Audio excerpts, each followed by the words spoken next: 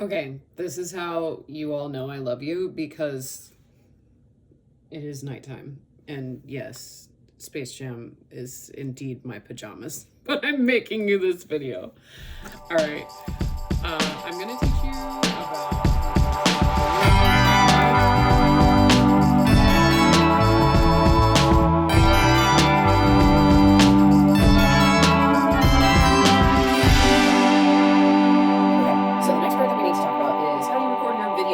Hopefully, those of you who are experienced with video, this is something that you know pretty well. Those of you who aren't experienced, I want you to watch through this whole thing. When you all have your Nikon, again, luckily I have the same kind as you all, what you're going to do with your camera, remember, first thing always, you need to turn your camera on. When you're done, you need to turn it off, people. After you do that, your display is going to turn on. You're going to see if your battery is full or not. If it is not full, time to get a new battery. Switch it out, get a new battery. Check your camera before you take it away anytime you are recording. Next thing, you want to make sure that your camera is set to auto mode if you are not fully familiar with all the different modes on the camera and making your video look extra nice. And then you just want to make sure you're in really good lighting when you take your video, because when you're in auto mode, it's not going to adjust lighting a whole bunch. To take your video, you need to go to the live button. That's the LV here. On some of your cameras, this is a little switch that you pull to the side and then it turns the LCD screen on. On some of your cameras, it's a button like mine. So you press that and now it's on live view. Ta-da, hello. Okay. So once it's on here, to record your video, you have a record button probably here. It's the red dot. That's kind of the universal symbol for recording. There's Zinnia's Play Gym. Oh. So we're gonna hit the record button, and now you can see your camera is actively recording. Once you're done, you're gonna hit stop. This is important for you all to make sure that you know how to use your video. You want to make sure that when you are controlling the focus of your camera, I would, if you are not super familiar with setting the focus, I would set it to auto mode. If you are super familiar with your focus and you are good with photography, you can change this to manual, but keep in mind that you need to use the focal ring, not the zoom, the focal ring to control whether things are in focus or not. Then you can do fun stuff like have something go out of focus and then fade into focus as like a nice transition in one of your shots. That's kind of an artsy thing that you can do. But don't do this unless you are familiar with that. So again, autofocus is A, manual focus is M. Okay, so we want to switch it in and out of there. As you all are recording your video, I just want to make sure, remember that your audio is not going to sound very good through this, so you're going to need to use your recorder, and we'll talk about how do you set up your recorder and then your camera at the same time so that your audios are synced up, okay? The second part of what you need to be able to record for your interviews is audio. So that being said, you will want to record your audio at the same time that you're recording video. If you start and stop them at weird times, they're going to be out of sync. So you want to try to sync them together. It's going to be a lot more helpful for you as you go ahead and make your video. If you rely on the microphone inside the camera, it is not good enough. So we have these recorders. These are called handy recorders.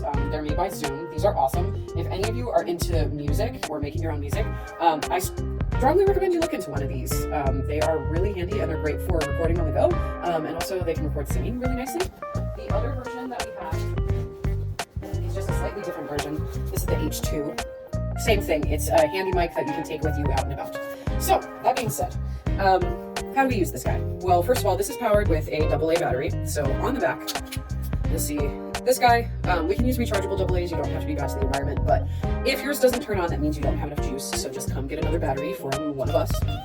Put the cover back on. Please be careful with the cover. They have these cheap little parts that if you break this off, it's not going to hold on there anymore. So just be gentle. A couple things that you'll notice on the back of this. There are some switches that are already on here. Leave them where they're at. So low cut is set to off. Auto level set to off. Record format is set to wave. Leave those alone. Low cut is like if we had a lot of rumbling sounds, like we were in like a truck yard or something like that, and you wanted to try to level those out, you can mess with that, but there is nothing that's going to require this in the school, so please don't use this, okay? Leave these alone. All right, so in order to record your audio, you are going to want to turn this on. So you've got some switches on this side and then on this side. You should find that there is a switch that is the power, and then it also says hold. So you're going to want to hold this down like it says, and then it will say hi, and then card access.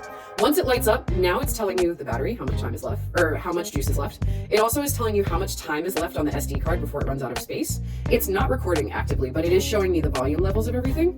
Then, after you do this, to record, you're gonna use this button.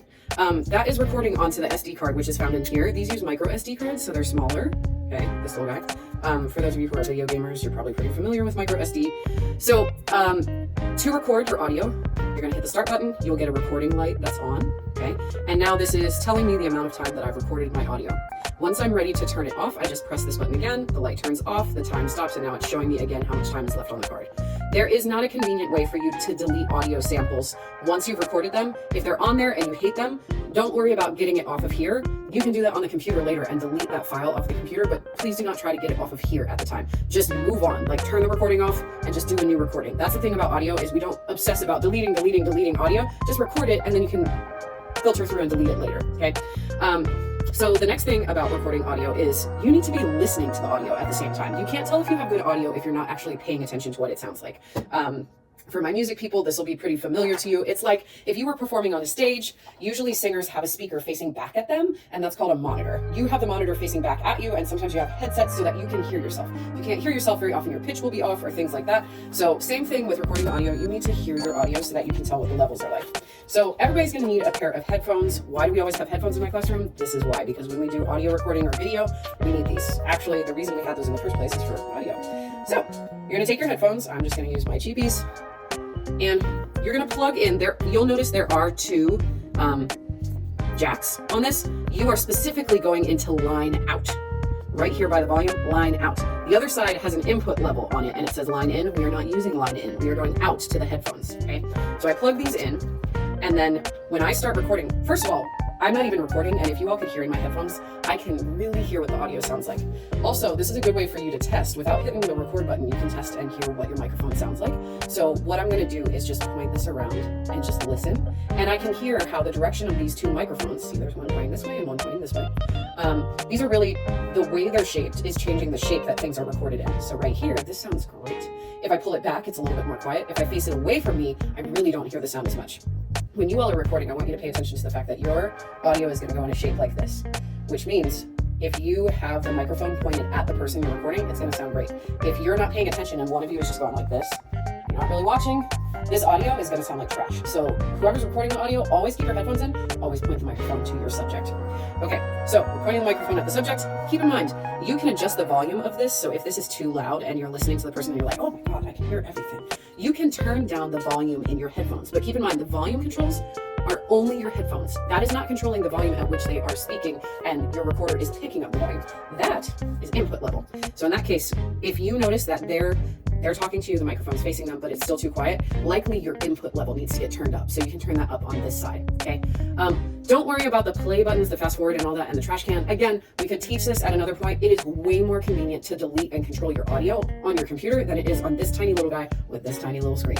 So deal with your files later. Don't try to play back through them on here. That's gonna make a mess. And also, you might accidentally record over other people's footage if you play back through them, because if you rewind, you can actually over-record somebody else's stuff. You do not wanna do that, okay? Next important stuff that we need to talk about are accessory kits. If you use one of the H1s, which looks like this, you get an accessories kit that comes with it. There's a couple things. There is a case. The only thing about the case is it only fits the recorder. It does not fit the muff. This is a piece of foam that you put onto the recorder. And the thing about the muff is this is really handy for when you are going out and you are recording, especially on a windy day.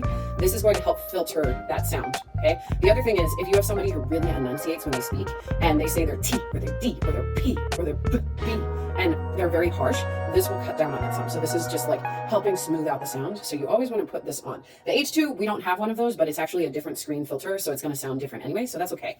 But for the H1, I highly suggest you put this on. The other thing that you're going to find in your accessories kit is a little tripod, because as you're recording your shot, if you're fiddling with this and your audio person is like doing too much with their fingers or they're tapping, you are going to hear all of it. So I strongly suggest that you all plug this in to your tripod. You just have to screw it on. You've got one little screw here that will help to keep the head up. And then you've got a screw right here.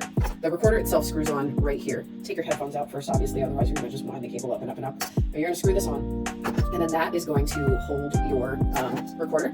So then you can, out of the shot, put the microphone on the table, record the audio, start it, say to the person, action, and then record what you need to record, and then when they're done, turn it off, okay? The next thing that's in here, you'll find a micro SD reader.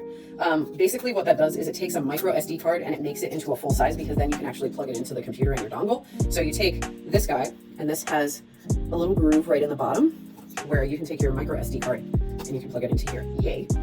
Okay. And finally, we also have, there's a wrist strap, there's a charger cable, you don't really need it.